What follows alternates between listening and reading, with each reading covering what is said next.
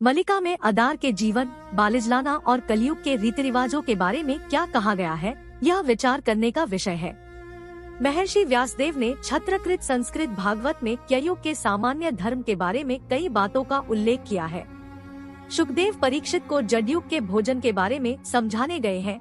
Coat, हे Parikshit, coat, जब समय का अंत आएगा तब उस युग के प्रभाव से धर्म, सत्य, पवित्रता, क्षमा, दया, आयु, संप्रदाय और स्मृति नष्ट हो जाएंगे।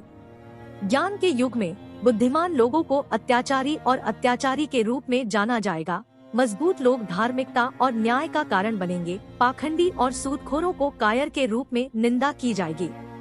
नवयुवती के परस्पर रूढ़ी में रचश्चर्य पुरुष और स्त्री के गुणों का मानक होगा और जैकब ही ब्राह्मण का लक्षण होगा। अकुशल व्यक्ति के मामले में न्याय कमजोर होगा और चतुर बात करने वाला विद्वान माना जाएगा। दूरी में थाना पूल को एक तीर्थ माना जाएगा। केश सज्जा को शरीर का सौंदर्य घोषित किया जाएगा। ब्राह्मण, क्षत्रिय, वैश्य और शूद्र में से जो सबसे शक्तिशाली होगा वही शासन करेगा। उपद्रवी आचरण करने से राजा प्रजा के प्रति भ्रष्ट आचरण करेंगे। लोग अकाल में रहेंगे, सूखा उन्हें नष्ट कर देगा और लोगों को ठीक करने के लिए सर्दी, शरद ऋतु, गर्मी और बारिश अलग अलग दिखाई देंगी। कलयुग के प्रभाव से रण्य श्रम धर्म नहीं रहेगा, शरीर नष्ट हो जाएगा और लोग वैदिक धर्म से विमुख हो जाएंगे।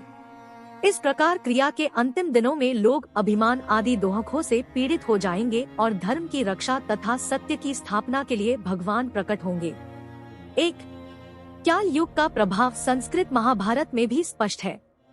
सेतु में उल्लेख है कि इस समय रोगी, रोगग्रस्त और कामदेव तीनों प्रकार के मनुष्य एक दूसरे से लिपटे हुए होंगे। ग्रह मानव जाति के विरुद्ध चलेंगे, भयानक हवाएं तीव्र गति से चलेंगी, लोग भयभीत हो जाएंगे और मोहंती का अशुभ मौसम बार बार प्रकट होगा। कलयुग के अरिम के दौरान लोग एक दूसरे को लूटेंगे और मार डालेंगे।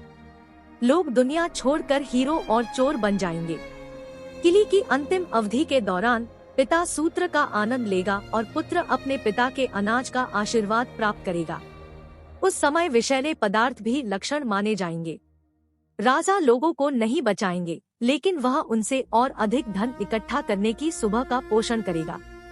हमेशा गर्व और अहंकार के साथ पैदा होने वाले वे केवल लोगों को दंडित करने में रुचि दिखाएंगे। यह राजन ब्राह्मणों, क्षत्रियों और वैश्यों के नाम भी नहीं होंगे। युग काल में संपूर्ण विश्व एक वर्ष का हो जाएगा। एक श्रीमद् भागवत महापुराणम 12वां अध्याय, दूसरा अध्याय। इसे बर्दाश्त नहीं कर सकता। हे उम्र, तब सारी पृथ्वी एक समान हो जाएगी। श्राद्ध और यज्ञ करके लोग अपने पितरों और देवताओं को प्रसन्न नहीं करेंगे। आयु का अंत आयु के लक्षणों के आधार पर होगा। जब मनुष्य हिंसक, अधर्मी, शराबी और शराबी हो जाएं तो युग का अंत समझना चाहिए। उस समय सभी प्राणियों का अभाव हो जाएगा, सभी दिशाएं संदिग्ध हो जाएंगी और तारों के देवता क्षीण हो जाएंगे। पत्नियां अपने पतियों की आज्ञा नहीं मानेंगी और बेटे अपने माता पिता को मारने से नहीं हिचकिचाएंगे। हरियाणा अपने बेटों के साथ मिलकर अपने पति की हत्या कर देगी। हे राजा, अमावस्या के अलावा अन्य तिथियों पर भी सौर परागण का अवलोकन किया जाएगा। युग के प्रभाव में दुष्ट स्त्रियां अपने योग्य पतियों को भी धोखा देंगी और बुराई का आह्वान करेंगी और अपने नृत्यों और जानवरों के साथ व्यभिचार करेंगी। जब 7 सूर्य उगेंगे तो इच्छानुसार सूर्य की किरणें बढ़ेंगी। अंधेरी रात से बादलों की गड़गड़ाहट सुनाई देगी और सब कुछ पूरी तरह से खिल जाएगा। भारत, जब सूर्य की किरणों से सारा जल सूख जाएगा तब सरहरक नामक अग्नि की अग्निपत्तन सहित सर्वत्र फैल जाएगी। हे मनुष्य, तब विदत के द्वारा भेजे हुए राया के बादल उस गर्वित आकाश में उमड़कर तेजी से बरसेंगे और पृथ्वी को बाढ़ कर देंगे। समुद्र अपनी सीमाएं तोड़ देगा, पर्वत टूट जाएंगे और पृथ्वी जल में डूब जाएगी। ठंडा हम विभिन्न दांतों और विभिन्न तरीकों से विभिन्न उपकरणों के अधीन रहे हैं। 08.4 कलयुग में एक कमजोर प्राणी के रूप में वह पूरी तरह से असहाय है। प्यारा, इस युग में मनुष्य हमेशा अम्लीय होते हैं।